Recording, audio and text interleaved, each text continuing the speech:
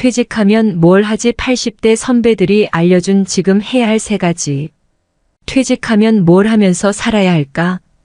아무리 유능하고 성실한 직장인이라도 언젠가는 마주쳐야 하는 정년. 약간의 시간 차이만 있을 뿐 누구에게나 일선에서 물러나야 하는 때가 닥친다. 불안하고 막막한 퇴직 이후의 삶, 어떻게 준비해야 할까? 시행착오를 줄이려면 나보다 앞서 길을 걸어간 선배들의 조언이 유용한 길잡이가 된다. 80대 선배들이 퇴직하고 나서 이걸 하길 참 잘했다. 시간을 되돌려도 이것만은 꼭 하겠다고 추천하는 건 무엇일까? 일본 잡지 프레지던트가 이달 초 80대 남녀 200명을 대상으로 조사해 발표한 내용을 토대로 조선일보 행복한 노후 탐구가 퇴직 후에 해서 참 좋았던 3가지를 정리해봤다. 1. 건강하려면 많이 걷고 치아 관리하라. 80대를 건강하게 살고 싶다면 6070대부터 미리 준비해야 한다. 80대가 되고 나서 시작하면 늦다. 80살에 들어서면 몸이 하나둘 고장나기 시작한다. 보청기, 틀니, 지팡이, 약보따리가 일상이 되는 시기가 바로 80대다. 그래서인지 현재 건강 수준에 만족하십니까? 란 질문에 매우 만족한다고 응답한 80대는 전체의 14.5%에 불과했다. 오히려 만족하지 못한다는 부정적인 대답이 21.5%로 더 많았다.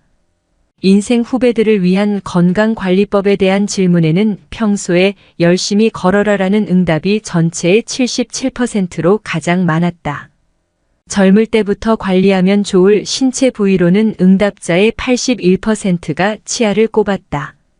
그 다음 허리, 하반신, 눈, 머리 두발 순이었다.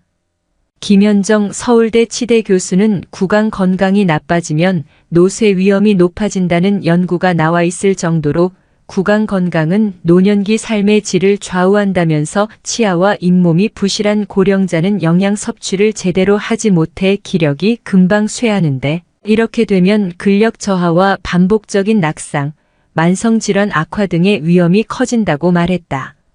고령 환자들 중엔 씹을 때마다 아파서 먹는 게 겁난다는 하소연을 많이 합니다.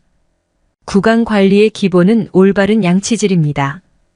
양치질은 나이가 들수록 더욱 중요하고 얼마나 제대로 하느냐에 따라 노후가 달라져요. 양치질을 제대로 하지 못하면 치아가 썩고 식욕 저하로 만성적 영양 불량 상태에 빠지기 쉽습니다. 요양원에 계신 어르신이 갑자기 식사량이 줄면 치과 질환을 의심해야 합니다. A.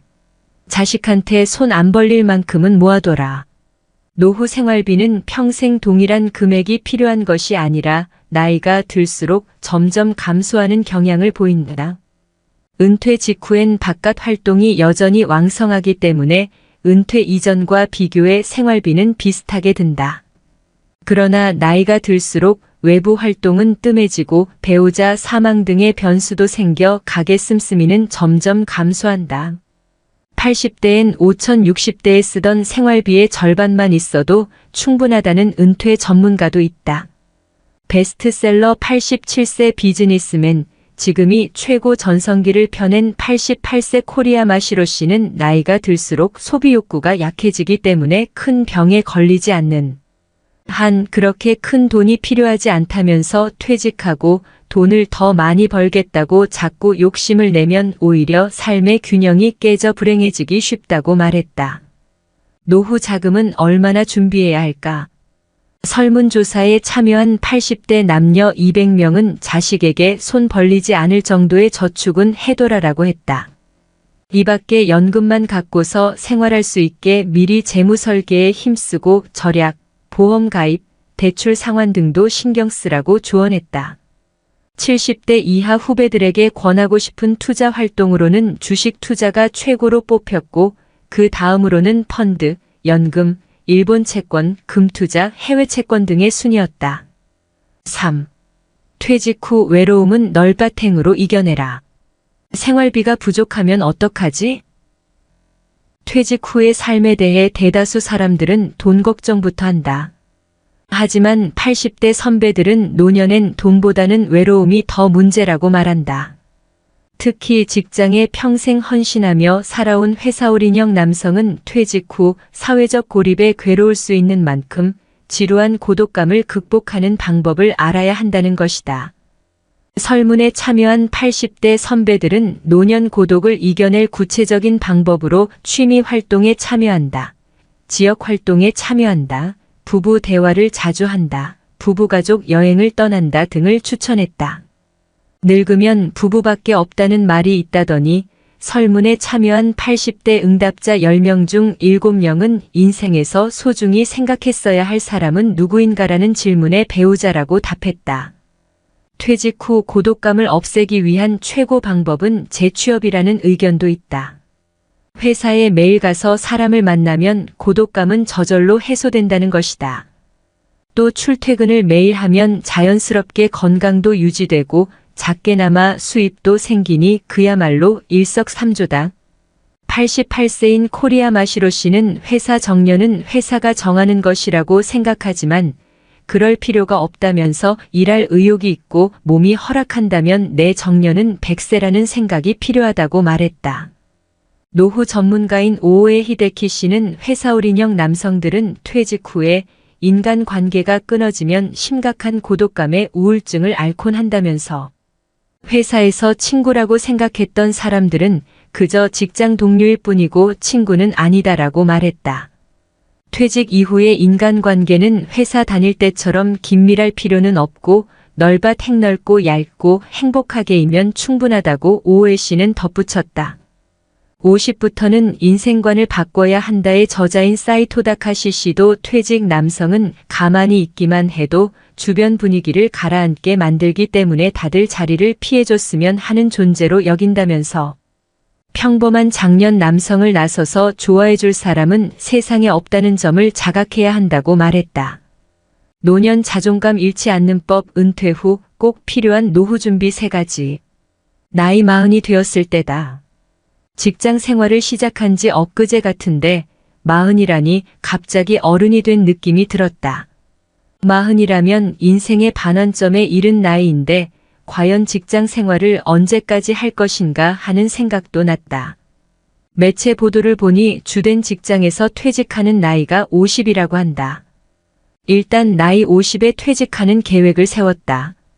그리고 은퇴 후 어떻게 살 것인가를 고민하며 먼저 살았던 사람들의 발자취를 찾아보았다. 그러다가 어느 날 눈에 띄는 글을 발견했다.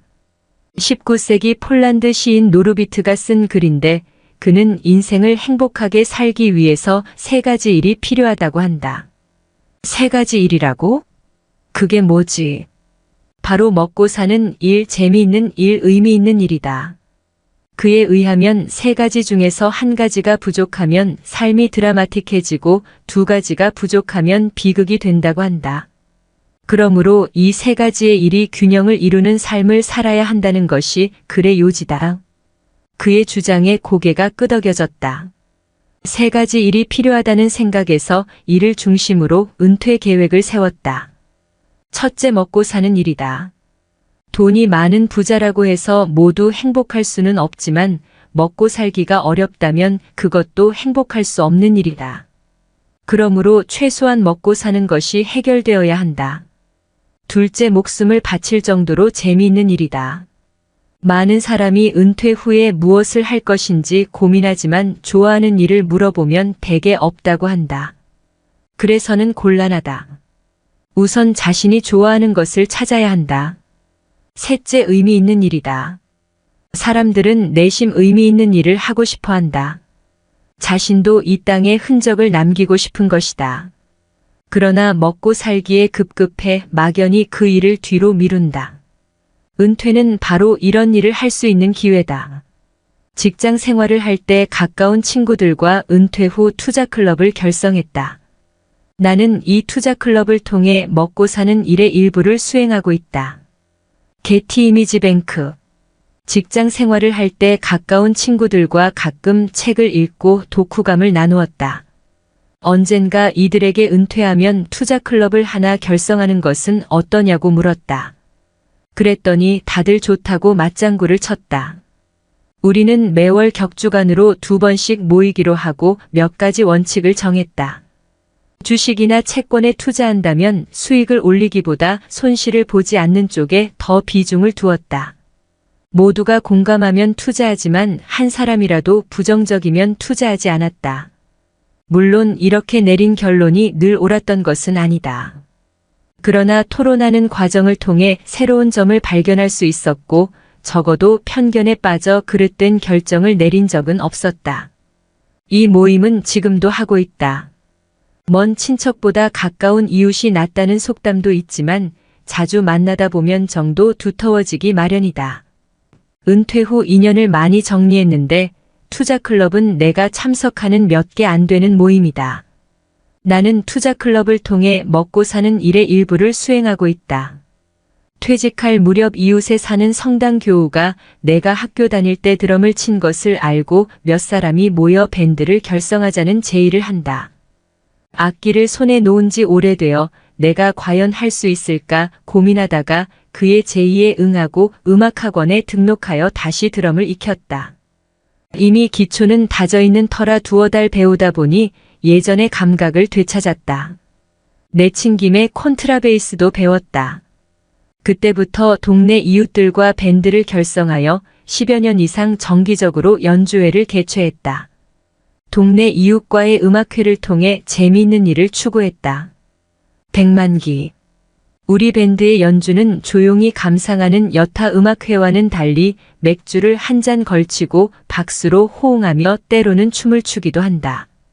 이름만 대면 알만한 지인이 음악회에 와본 후 우리나라에 이런 문화가 있는지 몰랐다고 하며 즐겨 참석했다. 동네 이웃과의 음악회를 통해 재미있는 일도 추구한 셈이다. 그러다가 어느 날 비보를 접했다. 회원 한 사람이 불의의 사고로 불귀의 객이 된 것이다. 그 후 팀을 해체했는데 그와의 추억을 떠올리면 지금도 그때가 그립다. 10여 년 전 매체 보도를 통해 영국의 제3기 인생학교 U3AUNIVERSITY 어브 더 세알디 에이지가 있는 것을 알았다. 노인이 돌아가시면 도서관 하나가 불탄다는 격언이 있다. 시니어들은 생을 살며 터득한 경험과 지식을 주위 이웃들에게 나누어주고 싶어 한다. 그러한 원리로 설립된 것이 바로 영국의 인생학교다. 나는 이런 학교가 우리나라에도 꼭 필요하다고 생각했다. 2012년 보건복지부가 주최하고 국민연금공단이 주관한 은퇴 후 8만 시간 디자인 에세이 공모전에 나의 생각을 요약하여 서로 가르치고 배우는 학교란 제목으로 응모했는데 시류에 맞는 주제인지 대상에 뽑혔다. 여기에 힘입어 2013년 분당에 아름다운 인생학교를 세웠다. 그리고 2020년에는 위례 신도시에 위례인생학교를 추가로 설립했다. 인생학교 설립은 내가 추구했던 의미 있는 일 중에 하나다. 100만기. 인생학교가 분당과 위례에 설립된 후 여러 기관과 시민들이 찾아왔다. 앞으로 인생학교가 지역 곳곳에 세워질 것으로 전망한다. 최근 경기도 관계자와 산하도시에 인생학교 설립을 모색하고 있다. 인생학교는 단순히 지식만 나누기보다 은퇴 후에 뭘 할지 모르는 이웃들에게 여러 가지 팁을 전해주고 친구가 되기도 한다. 통계청에 의하면 우리나라 노인의 자살률이 OECD 국가 중에서 1위라고 하는데 인생학교가 전국으로 보급되면 자살률도 어느 정도 낮출 수 있지 않을까 기대하고 있다. 인생학교 설립은 내가 추구했던 의미 있는 일 중에 하나다. 지금까지 노후에 행복하게 살 수 있는 일 3가지 즉 먹고 사는 일, 재미있는 일, 의미 있는 일의 사례를 소개했다.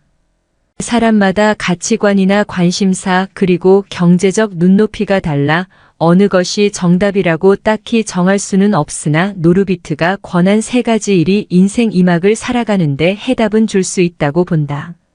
흔히 은퇴 준비라면 먹고 사는 일에만 치우치기 쉬운데 3가지 일이 균형을 이루도록 후반생을 잘 설계해야겠다.